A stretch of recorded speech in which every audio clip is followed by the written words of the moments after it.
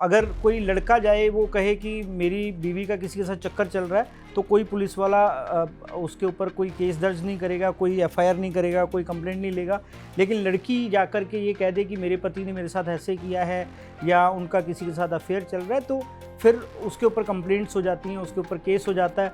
अब लड़की को हमने फिर फॉलो करना शुरू किया तो ये दूसरे होटल में पहुँच गई। तो वहाँ पर जब हमने नज़र रखी तो वहाँ पर एक लड़का और आ गया। तो ऐसे करते करते 7 दिन के अंदर वो 5 लड़कों से मिली। लड़की अंग्रेज़ थी और ये बंदा इंडियन था। तो ये इंडिया से कई साल पहले गया था और फिर इसको एक लड़की मिली, वहाँ शादी कर ली इसने, और जब सिटीजनशिप मिली वो छोड़ के चला गया। जैसे मैंने पिछली बार आपको बताया कि डेटिंग ऐप पे आपको 18 से 25-30 साल की लड़कियाँ ऐसी मिल जाएंगी जो कैफ़े में लेके जाती हैं अपने पार्टनर्स को, नए पार्टनर्स को, और उनकी जेब खाली करती हैं। तो दोस्तों, स्वागत है आपका एक और मज़ेदार एपिसोड में। आज हमारे साथ दूसरी बार मौजूद है राहुल सर, जो कि एक प्राइवेट डिटेक्टिव है। इनके साथ हमने पहला जो एपिसोड करा था उसमें आप लोगों को बहुत मज़ा आया था, क्योंकि पहली बार ऐसा हुआ था कि हमारे साथ एक डिटेक्टिव बैठे हैं जो रियल लाइफ बिल्कुल केसेस बताते हैं। तो आज आपकी भरपूर डिमांड पर हमने सर को दोबारा इन्वाइट करा है। सर, स्वागत है आपका। Thank you very much. आपको कैसा रिस्पॉन्स आया पहले पॉडकास्ट के बाद, ज़रा ये बताओ। बहुत अच्छा रिस्पॉन्स आया और बहुत लोगों ने कमेंट किए और मेरी टीम ने मुझे कमेंट बताए सबके। तो लोगों की एक शिकायत थी, खास करके लड़कियों की, कि मैंने उनको बोला है कि लड़कियां ज़्यादा अभी जो है बेवफा हो गई हैं, मतलब आज की डेट में। तो बहुत सारे लोगों से जिनको मैं पर्सनली भी जानता था उनकी भी शिकायत थी कि मैं ऐसे कैसे बोल सकता हूँ। तो मैंने उनको एक्सप्लेन किया कि मैं फेमिनिस्ट हूँ, मैं लड़कियों का साथ देता हूँ, लेकिन ये सच्चाई है कि आजकल लड़कियां ज़्यादा एक्स्ट्रामैरिटल अफेयर कर रही हैं शादी के बाद। उसका कारण क्या है कि लॉ उनको एक तरीके से इजाज़त देता है ये करने की। बिकॉज़ लॉ, अगर कोई लड़का जाए वो कहे कि मेरी बीवी का किसी के साथ चक्कर चल रहा है तो कोई पुलिस वाला उसके ऊपर कोई केस दर्ज नहीं करेगा, कोई एफआईआर नहीं करेगा, कोई कंप्लेंट नहीं लेगा। लेकिन लड़की जाकर के ये कह दे कि मेरे पति ने मेरे साथ ऐसे किया है या उनका किसी के साथ अफेयर चल रहा है, तो फिर उसके ऊपर कंप्लेंट्स हो जाती हैं, उसके ऊपर केस हो जाता है और वो कहीं ना कहीं कानूनी पचड़े में फंस जाता है। तो इस वजह से लड़कियां जो है लॉ का मिसयूज़ करते हुए इस तरीके की चीज़ें कर रही हैं। उनके अंदर डर नहीं है अभी बेसिकली। सर, सिर्फ लॉ का ही मिसयूज़ हो रहा है? लड़कियां जो मतलब एक्स्ट्रा मेंटल अफेयर कर रही हैं, या फिर उनकी और भी इच्छाएं जग जाती हैं टाइम से शादी करने के बाद? क्योंकि सिर्फ यही एक वन ऑफ द रीज़न नहीं हो सकता, मुझे ऐसा लग रहा है। तो मैं जानना चाह रहा हूँ आपके पास कैसे केस आते हैं कि यार क्यों कर रही हैं एक्स्ट्रा मेंटल अफेयर्स? तो जैसे जैसे अभी ज़माना बदल रहा है, इंटरनेट है, टीवी है, इतने सारे ऐप आ गए हैं और इतना खुल के हम रिलेशनशिप के बारे में बात कर रहे हैं, सेक्स के बारे में बात कर रहे हैं, तो लोगों के अंदर डिज़ायर जो है धीरे धीरे अलग अलग होती जा रही है, बढ़ती जा रही है। तो लोग, चाहे वो लड़की है चाहे लड़का है, वो एक्सप्लोर करना चाहते हैं कि अभी हम और क्या क्या कर सकते हैं। तो बहुत सारी फैंटसीज़ होती हैं हर इंसान के अंदर कि वो ये भी करके देखे, ये भी करके देखे। तो मुझे लगता है कि इस वजह से भी एक्स्ट्रा मैरिटल अफेयर जो है बढ़ रहे हैं।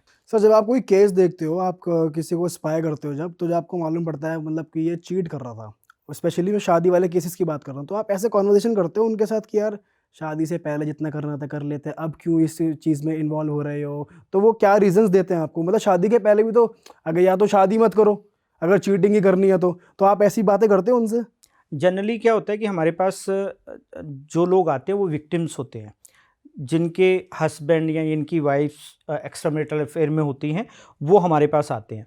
लेकिन सम टाइम इतने सच्चे लोग भी आते हैं कि वो आके कहते हैं कि भाई मेरी गलती थी, मेरा एक अफेयर चल रहा था, इस वजह से मेरी बीवी मेरे को छोड़ के चली गई। तो उस केस में हम उनको कंसल्ट करते हैं, उनकी काउंसलिंग करते हैं, उनको शादी के बारे में थोड़ा सा गाइड करने की कोशिश करते हैं कि भाई कॉन्सेप्ट क्या है मैरिज का। अगर आपको अपनी वाइफ से कुछ प्रॉब्लम है या आपको उतनी इंटेंशन, उतना इमोशंस, उतना प्यार नहीं मिल पा रहा है, तो आप इसके लिए क्या कर सकते हो? तो आप अपनी रिलेशनशिप को ठीक करो सो दैट आपको इन्वेस्टिगेटर की ज़रूरत ना पड़े, आप खुद से अपनी वाइफ को वापस ला सकते हो। सर, शुरू करते हैं केसेस पे। इस बार क्या नए केसेस आप बताने वाले हो हमें?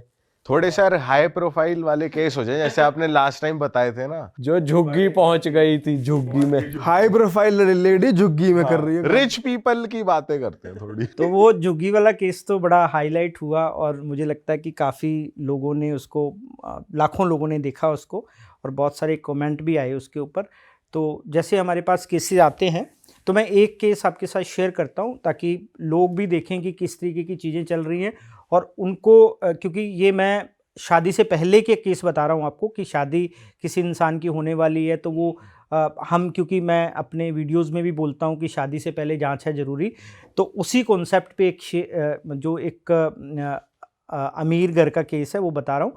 एक सज्जन हैं, वो मतलब बहुत रिच हैं, बिजनेस करते हैं वो, और उनका विदेश में भी बिजनेस है काफ़ी, और उनका 7 साल से एक अफेयर चल रहा था एक लड़की के साथ जिससे उससे उनको शादी करनी थी।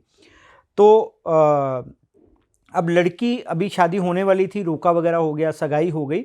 अब लड़की की एक डिमांड थी, क्योंकि लड़की भी रिच फैमिली से है, तो लड़की की एक डिमांड थी कि मैं शादी से पहले जो है सोलो एक ट्रिप करके आऊँ। वो कभी अकेली गई नहीं थी क्योंकि एक सिक्योरिटी थ्रेट भी होता है और बहुत सारी चीज़ें हैं। तो जनरली जो पेरेंट्स से अलाउ नहीं करते कि आप अकेले जाओ, या तो पेरेंट्स के साथ जाओ या दोस्तों के साथ जाओ, बट उसका मन था कि नहीं, मुझे अकेले ट्रिप पे जाना है, सोलो ट्रिप करनी है। तो ये इच्छा उसने अपने बॉयफ्रेंड को बताई कि मैं सोलो ट्रिप करना चाहती हूँ, और उसने बड़ा उसको कन्विंस किया। तो उसने पूछा, भाई क्यों करना चाहती हो, क्या इसके पीछे कारण है, कहाँ जाओगी? वो कहती मैं कुछ नहीं बताऊँगी मैं कहाँ जाऊँगी, लेकिन मैं इंडिया में ही कहीं जाऊँगी, ठीक है, लेकिन मेरे को 4-5-7 दिन का मौका दो और उसके बाद मैं सुरक्षित वापस आ जाऊँगी और फिर आके हम शादी वादी कर लेंगे, कोई दिक्कत वाली बात अच्छा, ठीक है। तो लड़के ने उससे जब और ज़्यादा पूछा तो उसने ये बोला कि हमारी टिकट भी हो गई है। तो जब हमारी बोला उसने, तो लड़के को ये लगा कि यार ये हमारी क्यों बोल रही है, जा अकेली रही है, यहाँ पे अकेली जा रही है, तो ये हमारी क्यों बोल रही है। तो उसने उस समय तो रिएक्ट नहीं किया, बिजनेसमैन है वो, उसके दिमाग में आ गया कुछ ना कुछ कि नहीं यार कुछ दाल में काला है। तो उसने अपने एक दोस्त के साथ शेयर की ये चीज़ कि यार ऐसे ऐसे बात है। तो उसने कहा कि भाई देखो कुछ भी हो सकता है, रिस्क मत लो, एक डिटेक्टिव को पीछे लगाओ और देखो कि चल क्या रहा है। भाई अगर सोलो ट्रिप कर रही है, अच्छे से कर रही है तो अच्छी बात है, ठीक है। अगर कुछ निकल के आएगा तो पता चल जाएगा। अब आप सोचो कि ना निकल के आए, भगवान करे कि भगवान ना करे कि कुछ निकल के आए तो अच्छी बात है। अगर निकल के आ गया तो आपको सच्चाई पता चल जाएगी, और जो डिटेक्टिव पीछे जाएंगे वो एक किस्म से उसको सिक्योर भी करेंगे कि अगर कुछ उसको प्रॉब्लम आ गई ट्रिप के दौरान, तो हम उनको कह भी सकते हैं कि उनकी हेल्प कर दो आप, क्योंकि आसपास रहेंगे वो, तो वो प्रोटेक्टेड भी रहेगी। तो इस तरीके से हमारे पास ये केस आया। तो हमने इसको पूरा मतलब रिसर्च किया इसके ऊपर, क्योंकि अब इसमें दिक्कत एक ये थी कि अब वो लड़की जाएगी कहाँ पे, क्योंकि जनरली हम जो काम करने का तरीका वो ये होता है कि हमें पता होता है कि सामने वाला बंदा कहाँ जाएगा, उसी तरीके से हम प्लान करते हैं, और इवन हमें पता होता है कौन सी फ़्लाइट पे जाएगा, उसी फ़्लाइट पे हम टिकट ले लेते हैं, वो कौन से होटल में रहेगा उसी होटल में हम अपना कमरा बुक कर लेते हैं ताकि हम उनकी एक्टिविटी को वॉच कर सकें। इस केस में ना तो हमें डेस्टिनेशन पता था कि वो कहाँ जाने वाली है, होटल का तो पता ही नहीं होगा, ठीक है ना। तो अब इसमें बड़ा मतलब पजल थे हम कि क्या करें। तो फिर हमने क्लाइंट से भी बात करी, तो क्लाइंट ने हमें 3-4 अलग-अलग डेस्टिनेशन बताए, तो कि यहाँ जा सकती है, यहाँ जा सकते हैं। तो 5 डेस्टिनेशन हमने भी 1-2 बताए, तो 5 डेस्टिनेशन हमने मार्क किए कि इन पे जा सकती है वो। ये पक्का था इंडिया में ही जाएंगी। इंडिया में, क्योंकि उसने बोला मैं इंडिया में ही जाऊँगी, और पासपोर्ट उनके पास ही था, घर पे था, तो उनको ये था कि इंडिया में ही जाएगी, क्योंकि पासपोर्ट अगर जाएगी कहीं पे यूरोपियन कंट्री में जाएगी, कहीं पे जाएगी, तो वो 1 हफ्ते का कोई मतलब नहीं बनता जाने सही का, बात। और उसमें फिर वीज़ा की फॉर्मेलिटीज़ भी होती है, बहुत सारी फॉर्मेलिटी होती है कि जो कि वो नहीं करना चाहती थी, और पेरेंट्स भी नहीं भेजते उसको ऐसे। तो अब ये तो पक्का था कि वो इंडिया में कहीं जाएगी, लेकिन कहाँ जाएगी ये नहीं पता था। तो हमने कहा भी चलो आप ऐसा करो, हमें ये बताओ कि वो किस दिन जाएगी और किस टाइम जाएगी। उसकी फ़्लाइट का तो टाइम हमें पता होना चाहिए या आसपास पता होना चाहिए। तो फिर उसने बताया कि ये फ़लानी डेट है, जो उसने बताया कि मैं इस डेट को जाऊंगी, और ये टाइम है। एग्जैक्टली फ़्लाइट का नहीं पता कितने बजे जाएगी, लेकिन वो एयरपोर्ट कितने बजे पहुंचेगी वो हमें पता होगा। तो वो टाइम हमारे पास आ गया, डेट आ गई। अब उस टाइम पे हमने देखा कि भाई इस एयरपोर्ट से पर्टिकुलर इस टाइम के बीच में 2 घंटे 3 घंटे के बीच में कौन कौन सी फ़्लाइट है। तो हमने 5 डेस्टिनेशन उसमें से लिए और काफ़ी जगह थी फ़्लाइट, जैसे अभी मान लो कानपुर भी जा रही है, लखनऊ भी जा रही है फ़्लाइट, इधर भी जा रही है, उधर भी जा रही है, लेकिन वो घूमने कहाँ जाएगी, सोलो ट्रैवल की जगह सोलो नहीं है। ट्रैवल की जगह कहाँ पे है। तो वो हमने 5 मार्क किए। तो हमने 2 लोग हमने टीम बनाई, जिसमें मैं भी एक था, और 2 लोगों की टीम हमने तैयार की, और उसके बाद जो है हमने काम करना शुरू किया उसके ऊपर। और हमने उस जो पर्टिकुलर वो टाइम था, उसके बीच में हमने जितनी भी 5 जगह की फ़्लाइट्स थी, सबकी टिकट बुक कर ली 2 लोगों की, ठीक है। ये खर्चा क्लाइंट देता है या क्लाइंट ही देगा, खर्चा तो क्लाइंट ही देगा, हम तो काम करने वाले लोग तो हैं। क्लाइंट ये नहीं कहता अरे उसी पे ही जाओ, उसे ही पकड़ो, तुम मेरा खर्चा क्यों बढ़ा रहे हो? क्लाइंट क्या होता है कि जो अच्छा क्लाइंट होता है, अच्छा यानी कि जिसको पैसा इंफॉर्मेशन भी तो है चाहिए, उन पे। तो वो इन्वेस्टिगेटर की बात मानता है, जासूस की बात मानता है। वो इसलिए मानता है क्योंकि हम एक डॉक्टर की तरह काम कर रहे हैं। अब डॉक्टर के पास हम जाते हैं तो भाई डॉक्टर जो हमें रेकमेंड करेगा, जो एडवाइस करेगा, हम उसी तरीके से काम करेंगे। करेक्ट। ठीक है। तो 5 जगह की हमने टिकट ले ली, और हम उससे पहले 1 घंटा पहले एयरपोर्ट पे पहुंच गए। अब हम उसको देख रहे हैं कि वो आएगी। अब गाड़ी नंबर हमें पता था कि इस गाड़ी पे वो आएगी, ठीक है ना। तो उस गाड़ी पे वो आई, हमने उसको वॉच किया, वो अंदर गई, और अंदर जाके हमने देखा कि ये किस तरफ जा रही है अभी। तो हमें आइडिया लग गया कि ये फलानी जगह जा रही है। तो अब हम भी वैसे चले गए उसके पीछे। तो जब उसने सिक्योरिटी क्रॉस की, तब तक हमें पता चल गया था कि ये गोवा जाने वाली है। तो वो गोवा का डेस्टिनेशन था। बाकी टिकट हमने जेब में डाल दी और गोवा की निकाल ली हमने, ठीक है। तो गोवा की टिकट निकाली हमने, गोवा हम भी पहुंच गए उसके पीछे पीछे, ठीक है। तो पहले दिन वो होटल में रुकी, और जिस होटल में रुकी वहाँ पे ऑलरेडी एक लड़का था वहाँ पे, अच्छा, पहले से ही? पहले ही दिन। क्योंकि हम जब वो होटल में गई, हम फॉलो कर रहे हैं उसको गाड़ी से, ठीक है। तो जिस होटल में वो गई, अब उसके आधे घंटे बाद हम भी उस वहाँ पे ले लिया रूम। तो हमें ये था कि भाई 6-7 दिन बोल कर के आई है, गोवा काफ़ी बड़ी जगह है, ये अलग अलग जगह पे जाएगी, बीचेस पे जाएगी, तो यहीं पे रहेगी, ये ऐसा नहीं कि बार बार होटल चेंज करेगी। तो हमने सोचा कि यहीं पे स्टे करेंगे हम, तो वहाँ पे हमने भी रूम ले लिया। तो अब हमें शाम तक का वक्त लग गया ये समझते हुए कि ये किस जगह पे रुकी हुई है, क्योंकि उसका रूम नंबर भी पता लगाना ज़रूरी था। तो हमने होटल वालों से सेटिंग करके अपना इन्फॉर्मेशन निकाली कि ये किस रूम में रुकी है, क्योंकि नाम वगैरह पता था हमें, तो हमने देख लिया वो। तो उस रूम पे जब हमने नज़र रखी तो पता चला कि उसके भी उसमें एक लड़का और रुका हुआ है, तो जो बाद में समझ में आया। तो वो उसके साथ रुकी सुबह तक। सुबह वहाँ से उन दोनों ने चेकआउट किया। अब ये दोनों कहीं और पहुँच गए। लड़का, अब क्योंकि हमें लड़के को भी देखना था कि ये कहाँ जा रहा है, लेकिन लड़की को देखना ज़्यादा ज़रूरी था, क्योंकि आई तो 7 दिन के लिए, अभी तो 1 दिन हुआ है। तो हमने क्या किया कि लड़के को छोड़ दिया फिर। अब लड़की को हमने फिर फॉलो करना शुरू किया, तो ये दूसरे होटल में पहुंच गई, अच्छा, कोई और होटल में बुकिंग हो ठीक है। रखी वहाँ थी। पे अकेले चेक इन किया, तो वहाँ पे जब हमने नज़र रखी तो वहाँ पे एक लड़का और आ गया।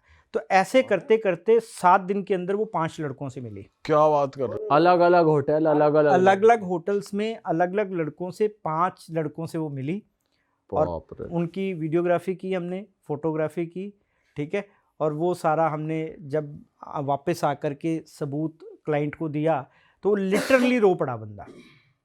वो कहता है कि मैं दुनिया की सबसे अच्छी लड़की समझता था इसको, मेरे पास पैसा बहुत है, मेरे पास लड़कियों की कमी नहीं है, और मैंने इस लड़की को शादी के लिए इसलिए चूज़ किया कि मुझे लगता था कि ये सबसे ईमानदार लड़की, कभी गलत नहीं करेगी, कभी गलत नहीं करेगी, और इसीलिए उसने सपोर्ट किया कि वो सोलो ट्रिप पे जाएगी। और उनके घर वालों से लड़के उसने सपोर्ट किया कि नहीं, मेरी जिम्मेदारी है, कोई दिक्कत नहीं, आप चिंता मत करो, इसको भेज दो सोलो ट्रिप पे। और वो ये सब चीज़ें कर रही है। तो वो होटल से बाहर ही नहीं निकलती थी, या जब घूमने जाती थी तो आप भी पीछे पीछे स्कूटी ले रखी थी? वो घूमने गई नहीं कहीं पे ज़्यादा, वो यही काम करने गई, लोगों से मिलने गई। और फिर क्लाइंट ने हमें पूछा कि यार, जब हमने डिस्कस की कि ये सोचने वाली बात है। कैसे मिले होंगे ये लोग, मतलब कौन लोग हैं ये, ठीक है ना। तो डॉट कनेक्ट जब किए तो हमें लगता है कि वो डेटिंग ऐप से वो लोग मिले होंगे। यही एक तरीका है। एक उसकी एक डिज़ायर होगी, फैंटेसी होगी कि वो शादी से पहले अलग अलग लोगों से मिले और उनके साथ टाइम स्पेंड करे, ठीक है, एंजॉय करे, और वो सब ये करना चाहती थी। इस वजह से वो अकेले, उसका जो मोटिव था अकेले जाने का, सोलो ट्रिप का, यही मोटिव था कि वो इन लोगों से कैसे मिल सकती है। और वो लोग भी कहीं ना कहीं बाहर से ही आए हुए थे और सबको जाहिर सी बात है कि उसने सबको बताया, ऐसे तो नहीं बताया होगा कि मेरा दूसरा बॉयफ्रेंड भी है या तीसरा भी है, चौथा भी है। सबसे अलग अलग सबसे अलग अलग बात की और सबसे अलग अलग मिली वो, इसीलिए उसने होटल भी अलग अलग चूज किए रहने के लिए। बताओ कितनी तगड़ी प्लानिंग करी और लड़के को देखो पता चल गया।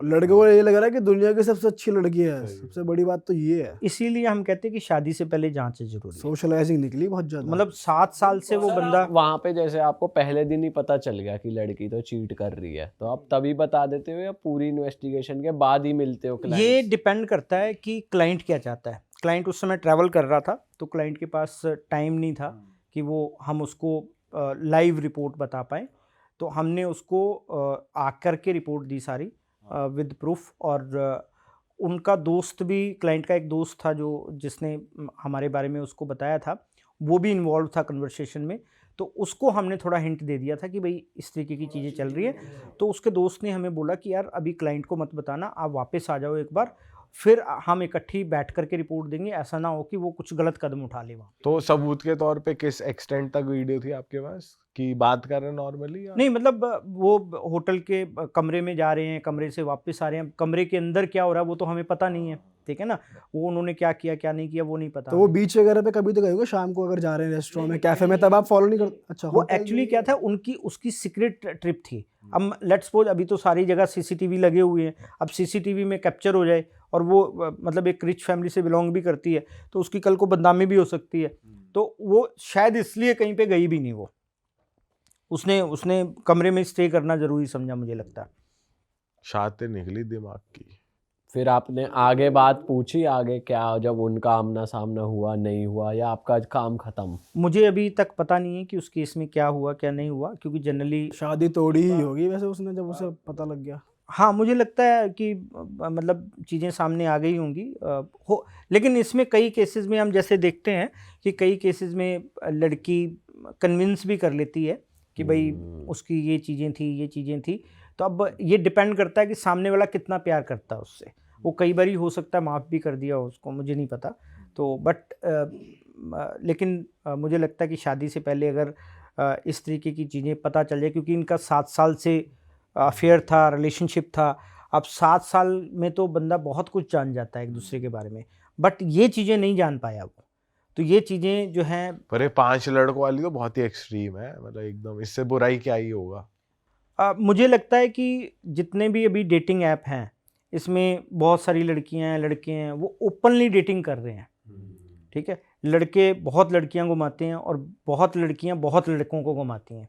तो ये तो हमने इकट्ठा देख लिया कि उसकी शादी होने वाली थी तो 5-6 दिन के अंदर ही वो 5 अलग अलग लड़कों के साथ मिली। लेकिन डेटिंग ऐप में तो रोज़ ही नए लोग होते हैं, नए लोगों से मिलते हैं लोग और कॉफ़ी पीने जाते हैं, आगे भी बढ़ते होंगे पता नहीं।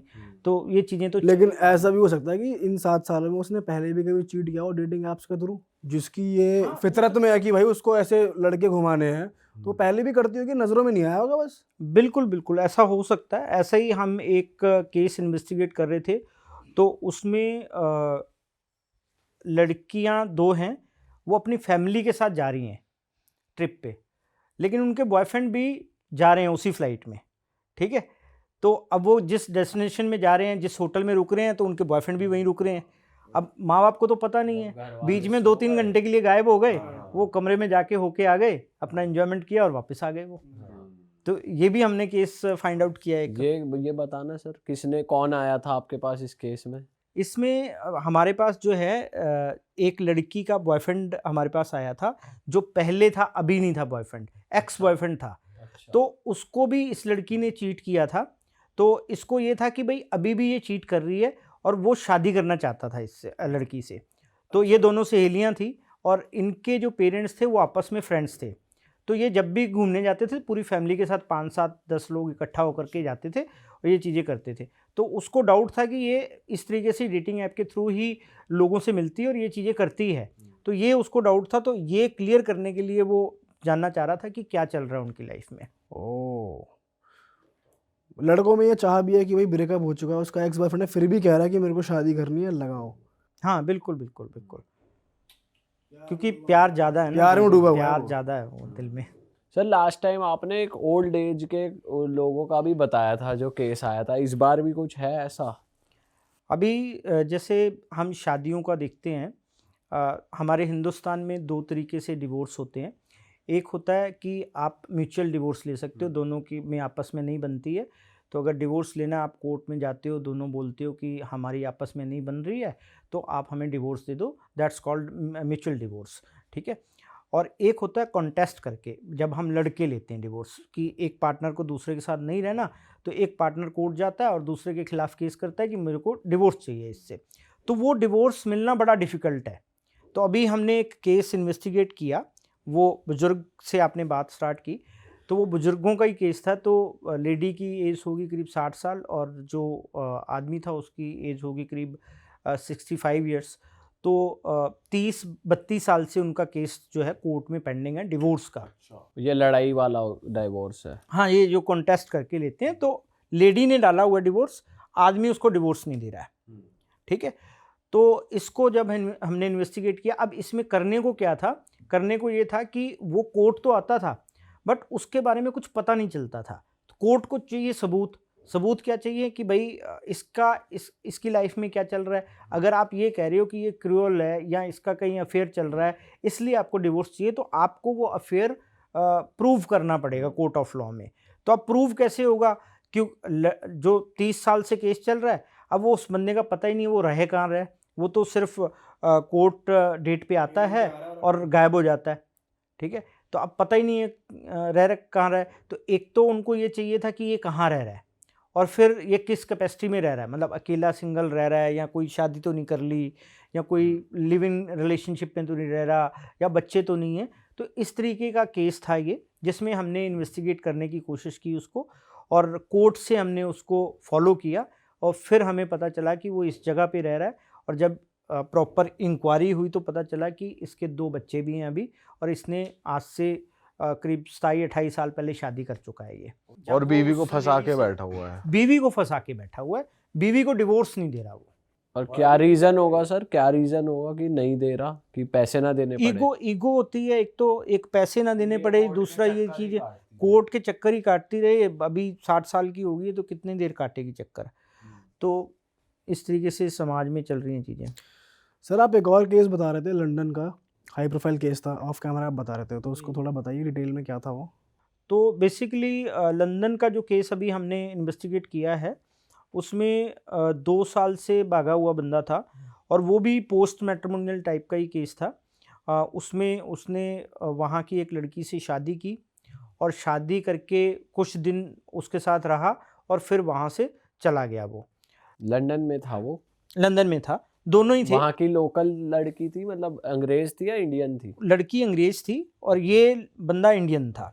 तो ये इंडिया से कई साल पहले गया था और फिर इसको एक लड़की मिली, वहाँ शादी कर ली इसने और लड़की बहुत प्यार में थी। तो अब इसको छोड़ के चला गया वो, ठीक है। तो जब इसको क्योंकि इसको वहाँ की सिटीजनशिप चाहिए थी, ठीक है, इसलिए शादी कर ली और जब सिटीजनशिप मिली वो छोड़ के चला गया। अब क्या होता है कि जनरली क्या होता है, इस तरीके के जब केसेस आते हैं तो एक टाइम पे लड़की भी उसको छोड़ देती है कि ठीक है जरा ख़त्म करो इसको, डिवोर्स कर लेते हैं। बट वो लड़की ऐसी थी, वो डेडिकेटेड थी उसके प्रति, वो वन वुमेन मैन वाली लड़की थी। तो वो कहती मैं नहीं छोड़ूंगी इसको, तो उसने डिवोर्स देने से मना कर दिया और ये बंदा गायब हो गया फिर, ठीक है। अब हम इसको ढूंढ रहे हैं, हमारे पास केस आया, हम इसको ढूंढ रहे हैं क्योंकि उसने लड़की ने केस कर दिया कोर्ट में कि मेरा पति गायब है, ठीक है। अब कोर्ट तो इन्वेस्टिगेशन कर नहीं सकता और ये केस क्योंकि सिविल केस है, इसमें जो अपना इन्वेस्टिगेशन एजेंसीज़ हैं वो भी कुछ कर नहीं सकती इसमें ज़्यादा। तो हमने जब इंक्वायरी करनी शुरू की तो हमें पता चला कि इंडिया में कहीं पे है वो। तो काफ़ी सारी ह्यूज इन्वेस्टिगेशन के बाद वो हमें मिल गया बंदा और उसको हमने फिर इन्वेस्टिगेट किया प्रॉपर, कहाँ रह रहा है, क्या उसका एड्रेस है, किस कैपेसिटी में रह रहा है, क्या नाम बदल के रह रहा था बेसिकली वो। तो उसका सारा पता लगा के वीडियो बना के उसका सारा इंक्वायरी करा के वो रिपोर्ट हमने वहाँ पे भेजी, जो अभी केस चल रहा है। हाँ हाँ, इंग्लैंड कोर्ट में केस चल रहा है वो। तो आप तक कैसे रीच आउट करा उस अंग्रेज लड़की ने? सोशल मीडिया के थ्रू। सोशल मीडिया के थ्रू उन्होंने पता किया कि डिटेक्टिव कौन कौन है इंडिया में बढ़िया, तो उसमें हमारा नाम भी आया होगा, तो हमारी टीम से उनकी बात हुई, बात होने के बाद मेरे से बात हुई। तो पूरे इंडिया में कहाँ है वो, ये कैसे पता चला सर आपको? इतनी पॉपुलेशन है और इतना कुछ है यहाँ तो। जब हम केस सुनते हैं तो केस की ब्रीफिंग करते हैं कि अच्छा बंदा कहाँ से बिलोंग करता था, क्या एजुकेशन थी उसकी, क्या काम करता था, उससे हम आइडिया लगाते हैं कि ये कहाँ कहाँ गया होगा, ये इसका काम क्या है, इसका ये प्रोफेशनली क्या कर सकता है, अभी किस तरीके का ये इसकी नेचर है, ये कहाँ पे रह सकता है, तो कुछ हम आइडेंटिफाई करते हैं उस तरीके से चीज़ें, और उस तरीके से हमें थोड़ा थोड़ा करके कुछ डॉट्स मिलते हैं, कुछ सोशल मीडिया का हम सहारा लेते हैं, और कई बार हम ओपन सोर्स इंटेलिजेंस से हेल्प लेते हैं, और फिर हमारे अपने सोर्सेज होते हैं जिसके थ्रू हम पता लगाते हैं कि अच्छा क्या हुआ हो सकता है, तो एक एक डॉट कनेक्ट करके हमें बंदा मिल जाता है। और कितना टाइम लगा सर इस चीज़ में? 3.5 महीने। पर फिर भी काफ़ी फास्ट है सर, 3.5 महीने में किसी को रैंडमली ढूंढ के निकाल लेना। हमारे हिसाब से लेट हुआ, हम मतलब इसको 40-45 दिन का मान के चल रहे थे, जो हमने स्टार्टिंग में क्लाइंट को बोला था कि हम 40-45 मतलब 6-7 वीक के अंदर अंदर दे देंगे रिपोर्ट आपको, लेकिन वो खींचते खींचते जो है 3.5 महीने के आसपास हमें टाइम लग गया। और वो कर क्या रहा था, मतलब क्या, कहाँ मिला वो आपको? वो प्रॉपर्टी डीलर का काम कर रहा था बेसिकली। बताओ, गोरी को वहाँ धोखा दे के। यहाँ पे प्रॉपर्टी डीलिंग चल रही है। सर आपके पास थोड़े यंग बच्चे भी आते हैं, कुछ 20-22 साल के लोग आए और उन्होंने बच्चे आए और उन्होंने बोला कि यार मुझे इन्वेस्टिगेट करना है अपनी गर्लफ्रेंड पे, ऐसा कोई केस लिया आप? हाँ, वैसे भी आते हैं केसेस। लेते हो आप ऐसे केसेस? ये डिपेंड करता है, मतलब जब कोई हमारे पास आता है तो हम पहले केस डिस्कस करते हैं, अगर हमें लगता है कि केस लेने लायक है तब हम लेते हैं, अगर हमें लगता है कि नहीं समझाने से काम चल जाएगा तो हम समझा के पर छोड़ अब देते हैं। मोस्टली तो ये आपके लिए तो एक तरीके से टाइम वेस्ट है, क्योंकि पैसे तो इतने वो देते नहीं है, इतने छोटे बच्चे। टाइम वेस्ट तो नहीं कह सकते, एक्चुअल में हमें ये देखना होता है कि इसमें केस में जान है या नहीं है, क्योंकि इन्फ्लुएंस में भी बच्चे आ जाते हैं कि लाइकिंग है, प्यार नहीं है कोई ऐसा कुछ, ठीक है ना।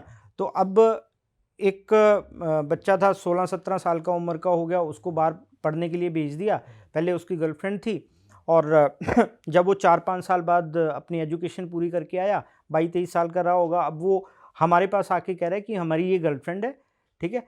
अब मैं ये जानना चाहता हूँ कि आजकल ये किसी के साथ रिलेशनशिप में है या नहीं। अब मैं उसको समझा रहा हूँ कि भाई तू जान के क्या करेगा ये बता।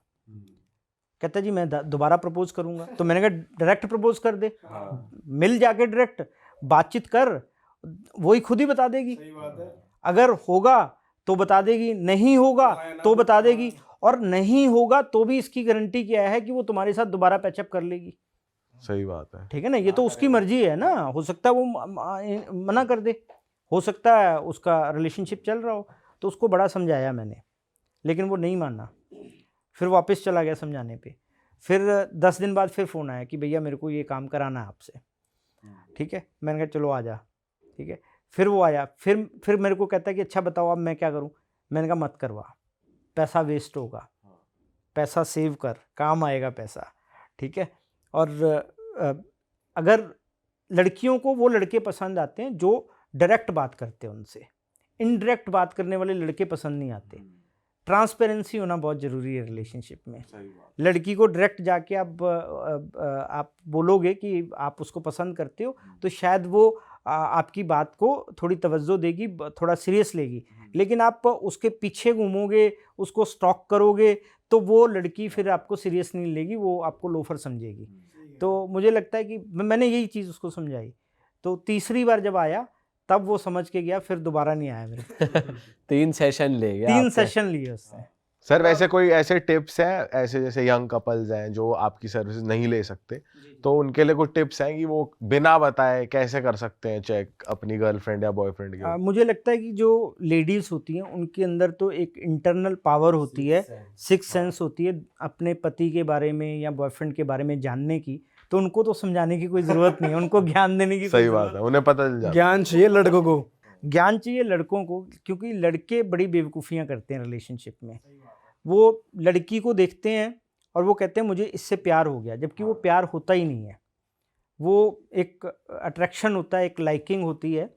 और प्यार तो आपका इस तरीके से होता ही नहीं है। प्यार तो बहुत मतलब एक समझ लो कि आत्मा से मिलने वाली बात है, ठीक है। प्यार का मतलब है कि आप अगर उससे अलग हो जाओगे तो आपको दिल में बहुत दर्द होगा। लेकिन लाइकिंग ये है कि आज इसके साथ लाइकिंग है, कल को दूसरी के साथ हो जाएगी, तीसरी के साथ हो जाएगी।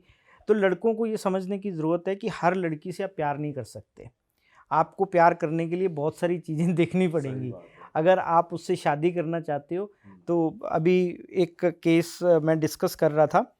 तो एक लड़की को लड़के वाले देखने आए और लड़की बड़ी खूबसूरत थी, लड़के को पसंद आ गई वो लड़की, ठीक है। अब दिक्कत उसमें क्या हुई कि लड़का जो है नॉन वेजिटेरियन है, लड़की वेजिटेरियन है। तो अब उनको पता नहीं था तब तक कि ये वेजिटेरियन है लड़की। तो लड़के ने पूछा कि अच्छा आप चिकन वगैरह बना लेते हो? अच्छा। तो वो कहती भी चिकन बनाने की बात तो दूर है, मैं तो हाथ नहीं लगाती, मैं तो खाती नहीं हूँ। तो अब वो चुप कर गया।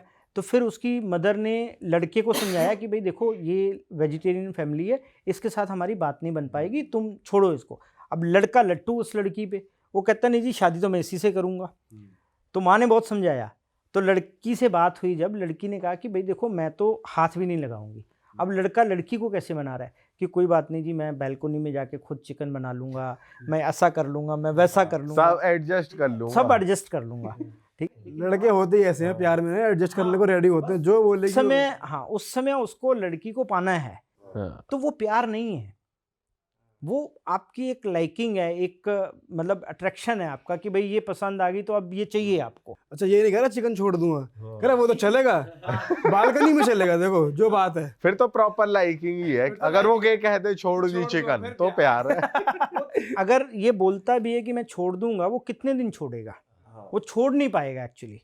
वो क्या करेगा कि कुछ दिन छोड़ेगा, फिर खा लेगा, फिर बाहर खा आएगा, फिर धीरे धीरे घर में खाने लगेगा, और फिर जब यूज टू हो जाएंगे सारे, फिर वैसा का वैसा चलेगा, ठीक है, कोई दिक्कत। फिर हो सकता है बीवी पीट दे अपनी की बनाई से। हाँ बिल्कुल बिल्कुल बिल्कुल। और ऐसे ऐसे बहुत से केस आए हैं कि यहाँ पे बीवी को बनाना पड़ा चिकन, या बीवी खा रही है और पति नहीं खा रहा है, तो पति को खाना पड़ा, मतलब शुरू करना पड़ा कि भाई ठीक है पार्टनर खा रहा है तो कोई दिक्कत नहीं, ट्राई कर लेते हैं, फिर क्या करें, अब लाइफ ऐसी है, तो एडजस्ट करना पड़ जाता है कई बारी। तो ये इस तरीके की चीज़ें हैं। सर आपने लास्ट टाइम ना एक केस बताया था ऐसा कि आपके पास एक हाई प्रोफाइल केस आया था, इसके अंदर बच्चों ने आपको अप्रोच किया था कि उनके मॉम डैड उनको टाइम नहीं दे रहे हैं, तो मॉम भी कहीं चीट कर रही थी, डैड भी कहीं तो इस टाइप के कुछ केसेस और आए हैं आपके पास? मतलब कोई जनरली इस तरीके के केसेस आते रहते हैं। यहाँ पे जो पेरेंट्स हैं वो बच्चों को टाइम नहीं देते हैं, और पेरेंट्स अपना अपना बिजी हैं, किटी पार्टी में लेडी बिजी है, जो लेडीज भी किटी पार्टी में बिजी है, किटी पार्टी में भी हो सकता है, अफेयर में भी बिजी हो, कुछ भी हो सकता है। और जो हस्बैंड है वो पैसे कमाने में लगा हुआ है, वो दूसरी लड़कियों के साथ घूम रहा है, तो वो सारा कुछ चल रहा है। तो इस तरीके के केसेस आते रहते हैं जनरली। सर आजकल पार्टी, किट्टी पार्टी से याद आया, वैसी वाली भी बहुत पार्टी हो रही है, वाइफ स्वैपिंग, और वो वाला कल्चर भी बहुत आ रहा है दिल्ली में। तो ऐसे केसेस आए हैं आपके पास? ये केसेस, ये तो बहुत पुराना कल्चर है, ये नया कल्चर नहीं है। ये वाइफ शॉपिंग का? हाँ जी हाँ जी हाँ जी। सुनने में अब आ रहा है इसके एक बारे में। आप साइट आती है adult friend finder.com, adultfriendfinder.com।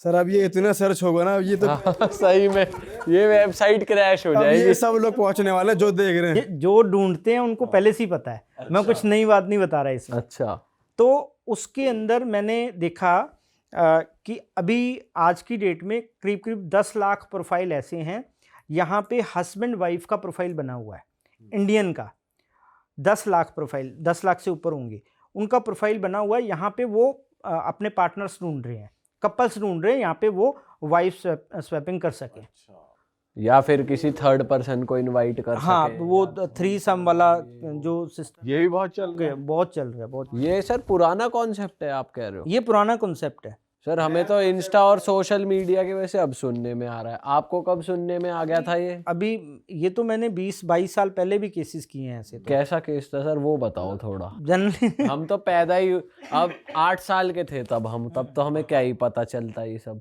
तो इसमें केस तो अभी मेरे को याद नहीं आ रहा, टू बी वेरी फ्रैंक, क्योंकि काफ़ी केस बहुत पुराना। सर वैसे आप हो इस अडल्ट फ्रेंड फाइंडर में?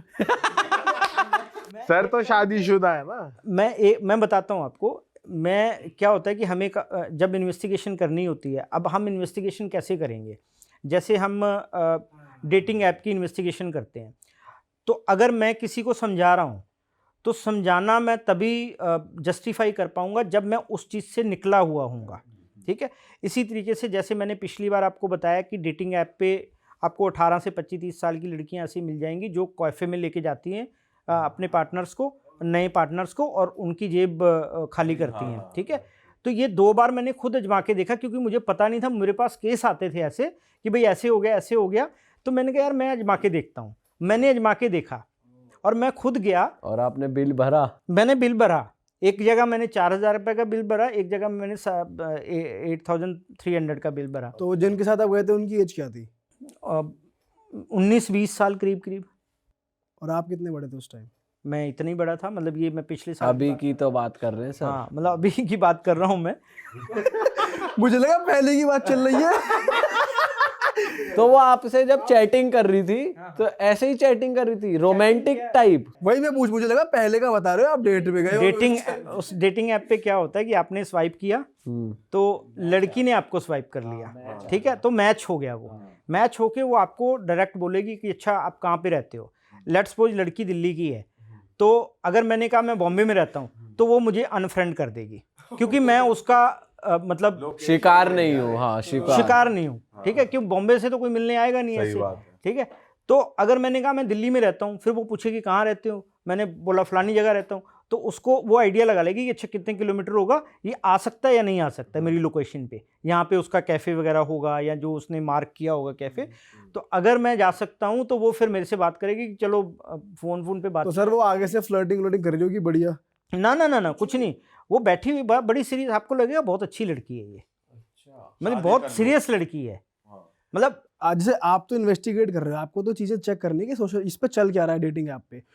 उसको नहीं पता कि आपको ये सब पता है। हाँ, उसको वो नहीं तो पता। इस एक तरीके से अपना शिकार ढूंढ रही है, तो वो लवी डवी बातें वो सब कर रही थी। नहीं, लवी डबी बातें वो करना शुरू नहीं करती है। वो कहती है, मतलब जो इस तरीके की लड़कियां हैं, ये आपके ऑडियंस को भी जानने की ज़रूरत है कि जो लड़की आपको स्टार्टिंग में ये बोलती है कि ठीक है हम कल मिल लेते हैं, अब यहाँ पे क्या बात करनी है, कल मतलब कैफे में वहीं मिल के बात करेंगे सारी, पब्लिक प्लेस पे मिल लेते हैं, तो समझ लो कि आपको अलर्ट होना है कि अब तुम शिकार बनने वाले हो। हाँ, 20-25 हज़ार रुपये जेब में डाल के जाओ, और नहीं तो बाउंसर कूटेंगे तुम्हें फिर, है ना? सर ये तो ऐसे आए दिन का सीन है, ये होता ही रहता है ये तो। सर जब वो रेस्टोरेंट वाले मेन्यू वगैरह बदल रहे थे या जब आपको ओवर चार्ज कर रहे थे, तो आप बोल सकते थे कि ये इतना महंगा था ही नहीं, ऑर्डर नहीं कराया? जब आप एक खूबसूरत लड़की के साथ बैठे हुए हो तो आप उसके सामने बहस नहीं करते कभी भी, ये मतलब सिस्टम के खिलाफ फिर है। चौड़ भी तो दिखानी होती है कि ये ले 4,000 का बिल। यस, तो फिर आप बोलते नहीं हो। तो जनरली जो उस लेवल के लोग होते हैं तो वो बोलते नहीं हैं क्योंकि उनको ये होता है कि लड़की समझेगी कि तुम कंजूस हो, तुम बिल पे नहीं करना चाहते, या मतलब तुम थोड़ा आनाकानी बट करते हो। आपको तो पता था सब। नहीं, मेरे को तो, मैं तो ये देखना चाह रहा था कि इसके बाद क्या होता है। इसके बाद क्या होता है, मतलब फिर उसके बाद हुआ क्या? आपने बिल पे करा? बिल पे किया, 1 घंटा बैठे, उसने 10 चीज़ें ऐसी ऑर्डर कर दी जो उसको खानी नहीं थी। मैं देख रहा हूँ, मैं समझ गया कि मामला कहाँ है, बिल पे जाके अटकेगा। तो वो खा पी के मतलब बाकी उसने पैक कराया, और उसने कहा कि चलो फिर अब मेरा ट्यूशन का टाइम हो गया। ट्यूशन का टाइम? सर कह रहे मैं पढ़ा दूं ट्यूशन, सब्जेक्ट बता तू। तो ट्यूशन का टाइम हो रहा है तो मैं चलती हूँ, है ठीक है? तो मैंने कहा ठीक है भाई। अब मुझे पता है कि भाई इतना ही है मामला, कि वो आपको एक कैफ़े में बुलाएगी, बिल पे करवाएगी, सामान है 1,000 रुपये का, आपसे 4,000 पे कराएगी, उसका उसमें कट होगा। तो ये सर चल गया ना सीन काफी शुगर डैडी का, कि भाई शुगर डैडी अलग चीज़ हो गई। शुगर डैडी के भी केस आते हैं आपके पास? शुगर डैडी का मामला तो ये है कि लड़की बॉयफ्रेंड बनाएगी उसको, ठीक है? उसके साथ फिजिकल भी होगी, उसके साथ घूमने भी जाएगी, और उसके साथ दोस्ती भी करेगी, फ्लर्ट भी करेगी, बातें भी करेगी, सब कुछ करेगी, लेकिन उसके बदले में एक हैंडसम अमाउंट लेगी, अपने खर्चे लेगी। अगर वो पढ़ रही है अभी तो पढ़ाई का खर्चा भी लेगी और पैसे भी लेगी वो, तो वो इस तरीके से। तो कभी ऐसा केस है आपके पास कि जैसे हम देखते हैं कि कोई अंकल हैं सपोज 55 साल के या 60 साल के, और छोटी उम्र वाली लड़की के साथ घूम रहे, सपोज 25 साल की है या 28 साल की है, और आपके पास किसी मतलब उनकी वाइफ के थ्रू आया हो कि भाई आप चेक करो, तो कभी ऐसा हुआ है तो कि पकड़ा ये गया हो ये कोई? तो ये तो बहुत नॉर्मल है, ये तो हम करते ही रहते हैं केसेस। इसमें तो जितने भी अमीर लोग हैं हाँ। वो मतलब यंग लड़कियों को मतलब ये ऐसा समझ लो कि लड़कियां उनको शिकार बनाती है, वो लड़कियों को शिकार बनाते हैं, तो वो एक दूसरे का शिकार कर रहे हैं। अच्छा। उसके पास पैसे हैं, वो पैसे देके उसको यूज कर और रहा है। उसको भी पता है कि ये इसीलिए ही आ रही है, और हाँ वो हाँ, भी उनको इसीलिए भी, आ रहा है। उनके लिए ओके है, उसमें कोई दिक्कत नहीं, उनको पता है कि ये पैसे के लिए ही आ रही है, लेकिन उनको भी एक वो चाहिए, उस तरीके की लड़की हाँ। चाहिए, तो वो भी ओके कर देते हैं, उनको भी कोई दिक्कत नहीं है। तो ये तो बहुत नॉर्मल है, न्यू नॉर्मल है, मतलब इसको ऐसे ही बोल सकते हो आप। सर कोई और भी स्कैम है जो काफ़ी तेज़ी से फैल रहा है? अभी हमने आपको गोवा का किस्सा बताया, तो हमने अपनी इन्वेस्टिगेशन में, क्योंकि मैं भी इन्वॉल्व था पर्सनली उस केस में, तो हमने एक स्कैम वहाँ पे देखा कि एक इंस्टाग्राम पे पेज बना हुआ है, तो एक लड़की जो है वो स्पा के नाम पे लोगों से बातचीत करती है, तो लोगों को लगता है कि बड़ी खूबसूरत सी लड़की है, इससे मतलब मसाज करानी चाहिए, तो जो लड़के लोग हैं आसानी से उसका पेज फॉलो भी करते हैं, और फिर वो बोलती है कि भाई अब कांटेक्ट कर लो मेरे साथ, डीएम कर लो, तो डीएम करते हैं लोग। तो फिर उनकी एक ग्रुप जो बना हुआ है, ग्रुप आ जाता है कि भाई अपना मोबाइल नंबर दो, तो मोबाइल नंबर देते हैं, तो व्हाट्सअप पे आपको एक रेट लिस्ट मिल जाती है कि भाई ये स्पा करेंगे इतने पैसे में, ये स्पा करेंगे, ये सर्विस, ये सर्विस, ये सर्विस, तो वो इतने नॉमिनल रेट होते हैं कि आप उस ट्रैप में फंस जाते हो। अच्छा, तो ये क्या हैप्पी एंडिंग टाइप्स दे रहे हो, तो ऐसा यस कुछ है? यस यस, वो सारा कुछ लिखा हुआ है उन्होंने कि हम मतलब आप मसाज के साथ आप इंजॉय कर सकते हो, 2 घंटे की मसाज, ये, और पैसे इतने रीजनेबल कि कोई सोच भी नहीं सकता कि इसमें हो सकता है। तो उसमें जब हमने थोड़ा सा और उसको डिग किया, तो पता चला कि ये बहुत बड़ा स्कैम है। जो लोग गोवा घूमने जाते हैं उनके साथ ये स्कैम होता है, जो जिनको ज़्यादा पता नहीं है, जो सोशल मीडिया का सहारा लेके कोई स्पा ढूंढ रहे हैं या कुछ कर रहे हैं, तो वो वहाँ पे पेज पे जाते हैं, वहाँ पे डीएम करते हैं, फिर अपना मोबाइल नंबर शेयर करते हैं, तो फिर वो टीम जो है पीछे लग जाती है उनके।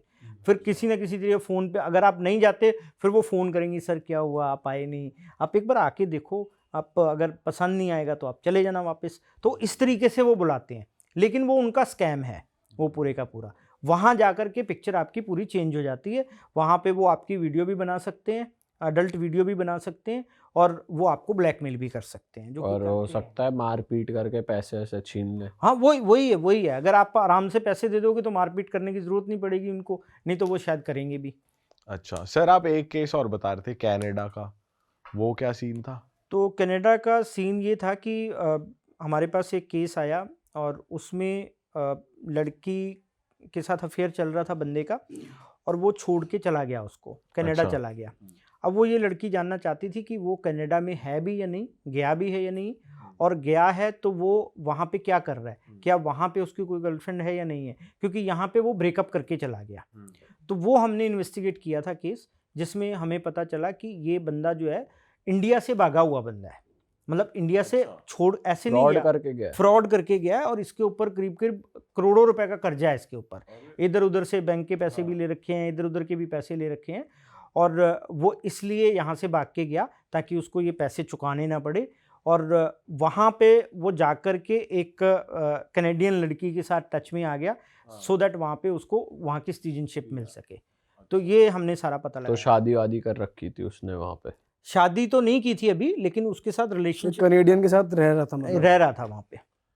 भाई साहब बताओ किस हद तक पहुंचने लड़के यार। तो सर इस केस में जैसे आपको ये पता चला कर्जा था उस पे, तो आप क्या नॉन वन से बात करते हो, फैमिली की थोड़ी, क्योंकि आप दूर दूर से विजिलेंस करोगे तो कितना ही पता चलेगा, तो इन्फॉर्मेशन कैसे डिग करते हो आप?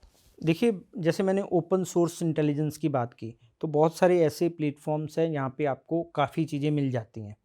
आप छोटे डॉट्स कनेक्ट करते हैं तो वहाँ पे आपको पता चल जाता है।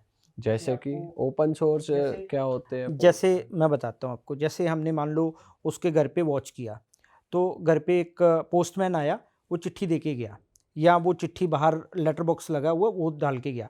अब हमने वो चिट्ठी निकाल ली, वहाँ से बाहर लगी हुई है तो हम निकाल सकते हैं, हमने निकाल ली, तो पता चला जी फलाने बैंक की चिट्ठी है ये, ठीक है। अब उसको जब देखा तो उसके ऊपर नोटिस आया हुआ है, ठीक है। जब हमने उस नोटिस को और ज़्यादा डिग किया तो पता चला जी इसने बैंक के इतने पैसे देने हैं। तो मतलब एग्जाम्पल के तौर पे बता रहा हूँ। तो इस तरीके से हमें काफ़ी चीज़ें पता चल जाती हैं जिससे कि हम और उसके ऊपर इन्वेस्टिगेट करके एक कंक्लूजन पे पहुँचते हैं कि अच्छा ये हुआ होगा इस केस में। ओके। ऑल राइट सर, मज़ा आ गया आपके साथ इस बार भी। फिर से आप बढ़िया बढ़िया केसेस लेकर आए हमारे लिए, उसके लिए बहुत बहुत शुक्रिया। कुछ आपने बचा भी लिया अगली बार बचा के भी लिए। अगली बार के तो लिए। जनता से हम कहेंगे भाई अगर आपको मज़ा आया तो पार्ट 3 के लिए कमेंट कर दो नीचे। पॉडकास्ट में हम सर को दोबारा बुलाएंगे, दोबारा मज़ेदार सी बातें करेंगे। बट फिलहाल सर को आप इंस्टाग्राम पे रीच आउट कर सकते हो अगर आपको कोई भी हेल्प चाहिए। पर फालतू टाइम पास के लिए मत करना किसी को परेशान। गर्लफ्रेंड बॉयफ्रेंड के लफड़ों में तो रहने ही देना। अगर सीरियस हो आप शादी के लिए तो शादी से पहले जांच ज़रूर और करवा अगर लें। सर को अफोर्ड भी कर पाओ तो। सर वैसे आपकी फ़ीस क्या, अगर आप बता सकते हो? नहीं, फीस का कुछ ऐसा नहीं है। जो लोग हमसे बात करना चाहते हैं वो कंसल्टेशन ले सकते हैं, हम उनको गाइड कर सकते हैं। ज़रूरी नहीं है कि हम हर केस की इन्वेस्टिगेशन करें और ज़रूरी नहीं है हर केस में इन्वेस्टिगेशन की ज़रूरत भी हो।